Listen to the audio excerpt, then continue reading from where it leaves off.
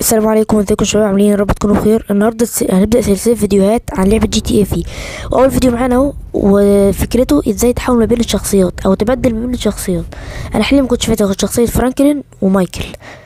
اول حاجه في كذا طريقه. اول طريقه بندوس الت ونحول بالماوس كده، بيطلع زي ما انتم شايفين كده من الخلفيه البعيده، ويرجع تاني ينزل في مكان الشخصيه اللي انت محتاجها. يعني انا دلوقتي كنت عند مايكل، هيروح دلوقتي عند فرانكلين زي ما انتم شايفين كده اهو معاكم.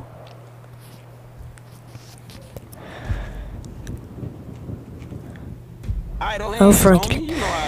ممكن لو انت مثلا قفلت اللعبه وفتحتها تلاقي مثلا بدل ما فرانكلين واقف في المكان ده تلاقيه راح نقل في بيته، او مايكل مثلا، اي شخصيه انت فاتحها. او تريفر برضه ممكن يحصل معايا نفس الموضوع ده.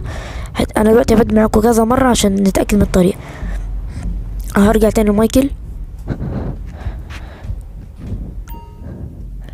في طريقة كمان لو انتوا عايزين تعرفوها، بندوس F8 بدل الالت، والباقي بنحدده زي بالماوس. يعني بنجيب الماوس كده على الشخصية ونجيبها تاني. هروح دلوقتي معاكم فرانكل بنفس الطريقة دي، بس طريقة F8. الأولى كانت بطريقة الت، جبنا ال F8، رحنا للفرانكل بال F8.